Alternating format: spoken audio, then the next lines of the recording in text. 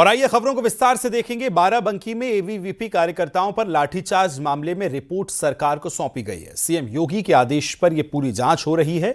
IG Praveen Tripathi ने सरकार को यह रिपोर्ट सौंप दी है। रिपोर्ट के बाद कार्रवाई हुई और एसआई गजेंद्र विक्रम सिंह सस्पेंड किए गए। हेड कांस्टेबल पवन यादव, सौरभ सिंह, कांस्टेबल विनोद यादव भी सस्पेंड किए गए। ये बड़ी खबर आपको बता रहे हैं, जहां सरकार को ये पूरी जांच रिपोर्ट सौंपी गई है और इस रिपोर्ट के बाद ये बड़ा एक्शन लिया गया है। एसआई गजेंद्र विक्रम सिंह को सस्पेंड कर दिया गया, उनके साथ में कई और भी सस्पेंड हुए। एबीवीपी कार्यकर्ताओं पर लाठीचार्ज जो हुआ था उस मामले में मुख्यमंत्री ने जांच के आदेश दिए थे और रिपोर्ट सौंपने को कहा था, जिसके बाद रिपोर्ट तैयार हुई और रिपोर्ट आने के बाद कई पुलिसकर्मी जो है सस्पेंड इस पूरे मामले में कर दिए गए हैं। तो सरकार ने त्वरित एक्शन लेते हुए यह बड़ी कार्रवाई को अंजाम दिया है। बाराबंकी में लाठीचार्ज हुआ था, आप जानते हैं, और उसके बाद ये तस्वीरें भी हमने आपको दिखाई थी कि एबीवीपी के कार्यकर्ताओं पर किस तरह से लाठीचार्ज हुआ था। और जब इस पूरे मामले को लेकर रिपोर्ट तलब की गई तो फिर एक्शन हुआ और एक्शन में कई पुलिसकर्मियों को, एसआई समेत, गजेंद्र विक्रम सिंह समेत कई पुलिस वालों को सस्पेंड कर दिया गया है।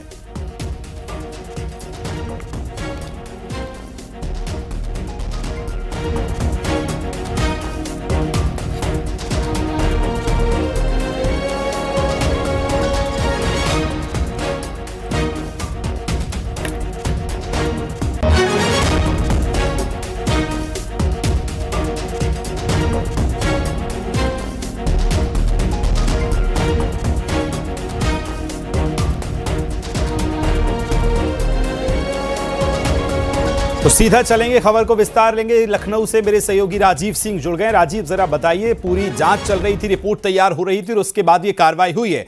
क्या कुछ जिक्र इस रिपोर्ट में किया गया जिसके बाद ये बड़ी कार्रवाई हुई? देखिए, बीते दिनों एक लंबे समय से, कई दिनों से एबीवीपी के छात्र जो हैं श्री राम स्वरूप मेमोरियल विश्वविद्यालय के खिलाफ प्रदर्शन कर रहे थे। उनका ये आरोप था कि विश्वविद्यालय विधि संकाय की बिना मान्यता के कोर्स संचालित कर रहा है, जिसको लेकर वो उनके खिलाफ कार्रवाई की मांग कर रहे थे। लेकिन इसी दौरान उन पर लाठीचार्ज किया गया, जिसके बाद ये मामला मुख्यमंत्री योगी आदित्यनाथ तक पहुंचा। जैसे ही ये मामला सीएम तक पहुंचा, उन्होंने इसकी विस्तृत जांच के आदेश दिए थे। अयोध्या के आईजी और कमिश्नर को इस पूरे मामले की जांच रिपोर्ट सौंपी गई थी। फिलहाल जो आईजी ने अपनी प्राथमिक रिपोर्ट सौंपी है, उसके आधार पर संबंधित चौकी के इंचार्ज समेत 3 सिपाहियों को निलंबित किया गया है, जो उस वक्त एबीवीपी के छात्रों पर लाठियां मारते हुए नजर आ रहे हैं, लाठियां चलाते हुए नजर आ रहे हैं। लेकिन अभी ये जांच पूरी नहीं हुई है, विस्तृत जांच अभी भी जारी है कि इसमें क्या इंस्पेक्टर की भूमिका थी, क्या सीओ की भूमिका थी। इसकी भी जांच जब पूरी हो जाएगी तो मुख्यमंत्री को सौंपी जाएगी। दूसरी तरफ लगातार जैसे ही ये मामला शासन और प्रशासन के संज्ञान में आया था, वैसे ही रामस्वरूप विश्वविद्यालय के खिलाफ जांच शुरू कर दी गई थी। और इसीलिए बीते 25 अगस्त को ही जो तहसील प्रशासन है उसने रामस्वरूप विश्वविद्यालय के खिलाफ एक नोटिस जारी किया था, एक आदेश जारी किया था, जिसमें इस बात का जिक्र किया था कि रामस्वरूप विश्वविद्यालय द्वारा 6 बीघे की जमीन को अवैध रूप से कब्जा किया गया है। उसका कब्जा मुक्त कराने के साथ करीब 27 लाख रुपए का जुर्माना भी तत्काल जमा कराए जाने का निर्देश दिया था। यानी कि जो मांग की जा रही थी उस पर जांच हो रही थी, कार्रवाई भी शुरू हो गई थी। लेकिन जो लाठीचार्ज हुआ उसके बाद थोड़ा माहौल बिगड़ा था, जिसको लेकर भी अब कार्रवाई की जा रही है। हालांकि इसको लेकर एबीवीपी के राष्ट्रीय मंत्री अंकित शुक्ला ने कल राजधानी लखनऊ में एक प्रेस कॉन्फ्रेंस करके 48 घंटे में कार्रवाई की मांग की थी। उसके कुछ ही देर बाद जो प्राथमिक रिपोर्ट है उसके आधार पर संबंधित पुलिसकर्मियों को निलंबित किया गया है। अभी पूरे मामले की जांच जारी है।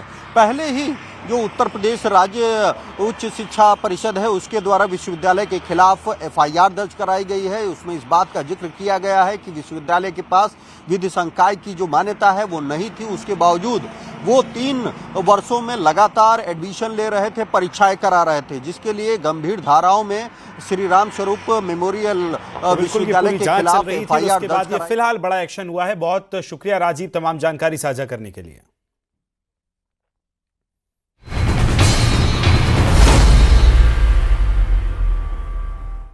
तो पहाड़ों पर हो रही लगातार बारिश का असर अब मैदानी इलाकों में भी दिखने को मिल रहा है। दिल्ली में यमुना उफान पर है। हथनीकुंड बैराज से छोड़े गए पानी के बाद नदियों का जलस्तर लगातार बढ़ गया है। वहीं दिल्ली में भी यमुना का जलस्तर खतरे के निशान के काफी ऊपर पहुंच गया है, जिससे निचले इलाकों में पानी भर गया है। तस्वीरें आपको दिखा रहे हैं। तस्वीरें गवाही पेश कर रही हैं कि किस तरह से पानी का आलम दिल्ली में लोगों को परेशानियों को बढ़ा रहा है। कभी राहत की बारिश दिल्ली में अब आफत में तब्दील हो गई है। और सीधे चलेंगे मेरी सहयोगी दिल्ली से फराह खान हमारे साथ लाइव जुड़ गई हैं। फराह, जिस तरह से खतरे के निशान के ऊपर यमुना बह रही है, तस्वीरें तस्दीक इस बात की करती हैं। क्या ग्राउंड पे मंजर नजर आ रहा है, जरा बताइए।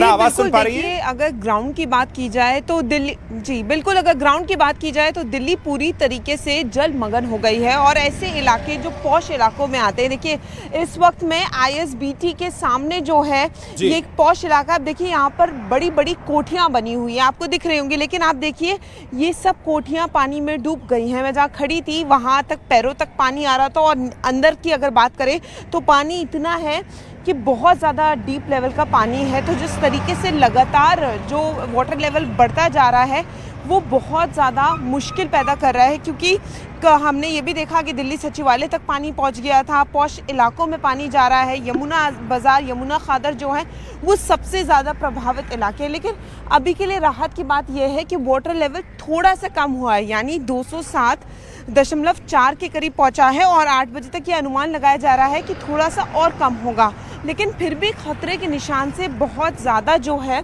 वो पानी बह रहा है। तो कहीं ना कहीं दिल्ली वालों के लिए मुश्किलें तो हैं, क्योंकि जिस बारिश के लिए लोग दुआएं कर रहे थे कि राहत मिलेगी, अब वो ये दुआएं कर रहे हैं कि जल्द से जल्द यहाँ से जो पानी है वो धीरे धीरे कम हो, क्योंकि लोगों को घर खाली करके जाना पड़ा। ये जो कोठी मैं आपको दिखा रही हूँ, देखिए बंद पड़ी है, इस पर लॉक है, यहाँ से लोग गए हैं।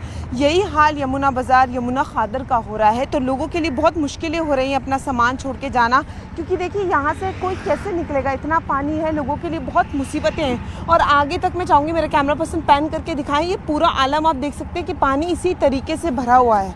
और बिल्कुल फराह, और उम्मीद करते हैं कि अभी जो जिस तरह से ये जलस्तर बढ़ रहा था उसमें हालांकि राहत की बात आपने बताई है कि जलस्तर घटा है। फिलहाल बहुत शुक्रिया तमाम जानकारी साझा करने के लिए। आगे बढ़ेंगे। आगरा में भी यमुना नदी उफान पर चल रही है। ताजमहल के पीछे तक यमुना नदी का जलस्तर पहुंच चुका है, लेकिन अभी भी ताजमहल से पानी बहुत दूर नजर आता है।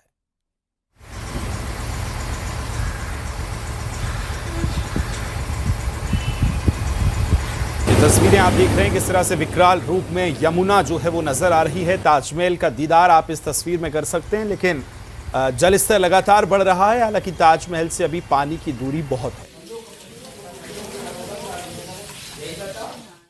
और वहीं आगरा में भी यमुना नदी का जलस्तर खतरे के निशान को पार कर चुका है। बढ़ते जलस्तर को देखते हुए यमुना किनारे बसे गांवों को प्रशासन ने खाली करवा दिया है। यमुना किनारे बने एतमादोला स्मारक के नीचे बने कमरे की दीवार भी पानी में डूब गई।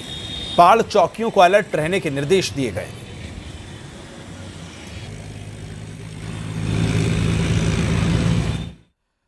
और यमुना के बाद अब बात गंगा की कर लेते हैं। प्रयागराज में गंगा और यमुना नदियों के जलस्तर जो है वो लगातार अब कम होने लगे हैं, जिससे बाढ़ का खतरा कम से कम टल गया है। लेकिन बाढ़ का पानी कम होने के बावजूद लोगों की परेशानी अभी कम नहीं हुई है। बख्शी बांध से संगम की ओर जाने वाले गंगा पथ पर अभी भी बाढ़ का पानी भरा हुआ है।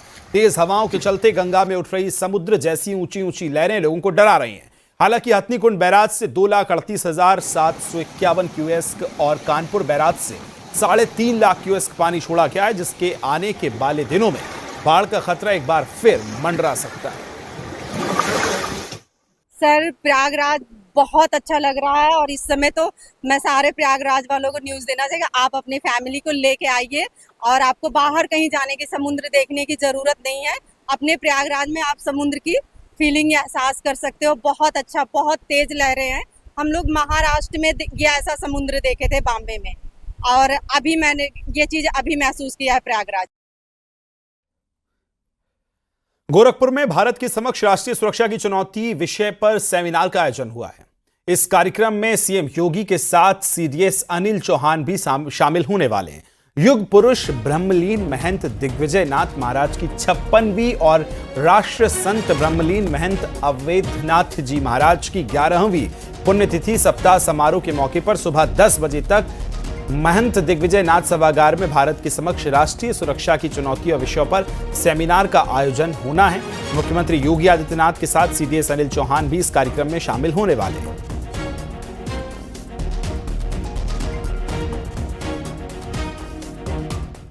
और शिक्षक दिवस के मौके पर सीएम योगी शिक्षकों को सम्मानित करेंगे। इसके साथ ही सीएम टैबलेट वितरण और स्मार्ट क्लास का लोकार्पण भी आज करने वाले हैं। राज्य शिक्षक पुरस्कार के लिए चयनित 81 शिक्षकों को आज सम्मानित किया जाएगा। शाम 4 बजे लोक भवन सभागार में इस कार्यक्रम का आयोजन होना है। लखनऊ में यह कार्यक्रम है और इसमें स्मार्ट क्लास का लोकार्पण भी मुख्यमंत्री योगी आदित्यनाथ करने वाले हैं।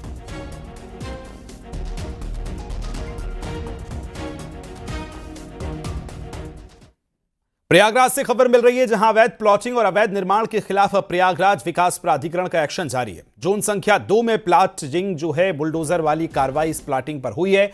प्रॉपर्टी डीलर ने अवैध प्लॉटिंग की हुई थी जिसे ध्वस्त किया गया है। जोनल अधिकारियों के नेतृत्व में पीडीए की प्रवर्तन टीम ने इस पूरी कार्रवाई को अंजाम दिया है।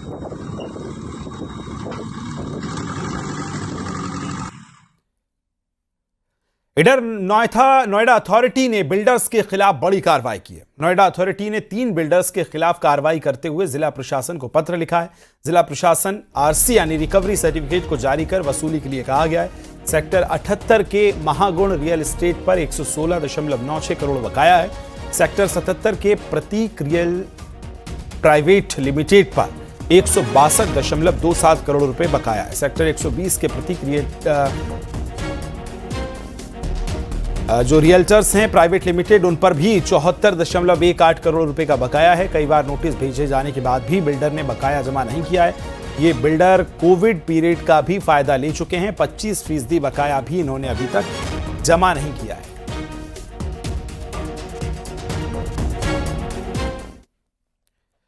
और इधर हरदोई में एक शख्स पत्नी से झगड़ा करने के बाद मोबाइल टावर पर चढ़ गया। मामला पुरसौली गांव का बताया जा रहा है। तकरीबन 2 बजे आरजू खान नाम का यह शख्स मोबाइल टावर पर चढ़ गया। टावर पर चढ़े शख्स को लेकर लोगों की भीड़ जमा हो गई। सूचना के बाद अरवल थाना पुलिस मौके पर पहुंची। पत्नी से झगड़े के बाद आरजू शराब पीकर मोबाइल टावर पर चढ़ा। करीब 1 घंटे की मशक्कत के बाद इस शख्स को नीचे उतारा गया।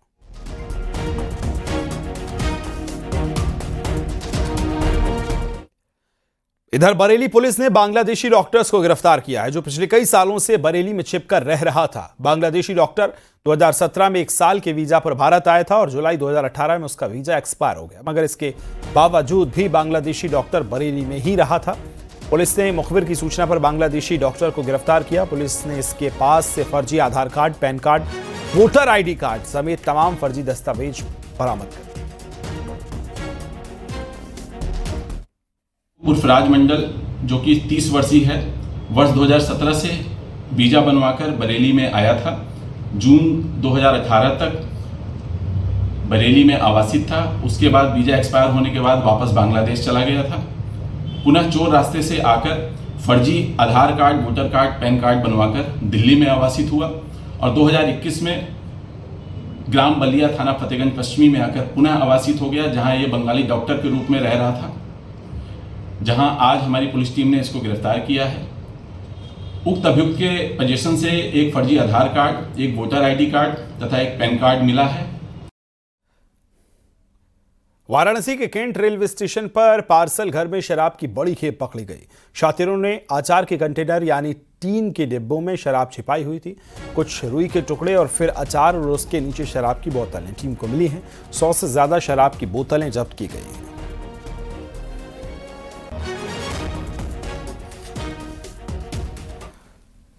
मुजफ्फरनगर पुलिस ने ऑपरेशन सवेरा अभियान के तहत खतौली कोतवाली पुलिस ने चेकिंग के दौरान नशे का कारोबार करने वाले गौरव उर्फ गौरा को गिरफ्तार किया, जिसकी निशानदेही पर पुलिस ने उसके 3 अन्य साथी गिरफ्तार किए, जिनके पास से पुलिस ने 30 किलो गांजा, 237 ग्राम चरस और एक आर्टिगा गाड़ी को भी 20,000 रुपए कैश बरामद किए। बता दें कि पुलिस ने ऑपरेशन सवेरा के तहत 30 दिन में 20 तस्करों की गिरफ्तारी की है। पास से 30 किलो गांजा तथा 237 ग्राम चरस पकड़ी गई है, जिसकी मूल्य लगभग 10 लाख रुपए के आसपास होगा। बाकी कुछ कैश 20,000 के आसपास बरामद किया गया है। अर्टिगा गाड़ी बरामद की गई है और पुलिस को टिप ऑफ मिला था कि इस तरह से 4 लोग जा रहे हैं। पुलिस इसको फिर सूचना पे चेक करती है, इनके पोजीशन से इतना सामग्री बरामद की जाती है और इनको फिर उसके बाद एनडीपीएस एक्ट के तहत अभियोग दर्ज किया जाता है 330/25, 8/20 एनडीपीएस एक्ट का, और उचित कार्रवाई करते हुए जेल भेजने की कार्रवाई सुनिश्चित की जा रही है। कानपुर देहात पुलिस ने अवैध असला के कारोबार का पर्दाफाश करते हुए असला बनाने और बेचने वाले 2 शातिरों को गिरफ्तार किया है। पुलिस ने निर्मित और अर्धनिर्मित तमंचों के साथ कारतूस और भारी मात्रा में अवैध शराब शस्त्र बनाने वाले उपकरण बरामद किए थे। यह अवैध असला फैक्ट्री का क्योंट्रा बांगर के जंगल में यमुना किनारे चल रहा था। अंतर जनपदीय तमंचों को और वेपन्स को सप्लाई करती थी और इनके द्वारा रिकवरी में 7 315 बोर के तमंचे हैं, जिसमें से 4 तो पूर्ण रूप से निर्मित थे और 3 अर्धनिर्मित थे। इसके अलावा एक 12 बोर का भी तमंचा है और कुछ खोखे मिले हैं 4-5, जिनमें से कि कुछ यूज्ड हैं और कुछ अनयूज्ड हैं। ये जो मुलजिम जो पकड़ा गया है, इसके ऊपर इससे पहले भी 7 मुकदमे रह चुके हैं और इससे पूछताछ में हमें कुछ बैकवर्ड और फॉरवर्ड लिंकेजेस मिले हैं कि कहाँ से ये अपने जो सामान है जिससे कि ये निर्माण करते थे वेपन्स का, ये कहाँ से क्रय करते थे, इसको कहाँ किस को बेचते थे, इसके बारे में कुछ हमें इन्फॉर्मेशन मिली है जिसको कि हम आगे डेवलप कर रहे हैं। वक्त एक बहुत छोटे से ब्रेक का है। खबरों का सिलसिला लगातार जारी है।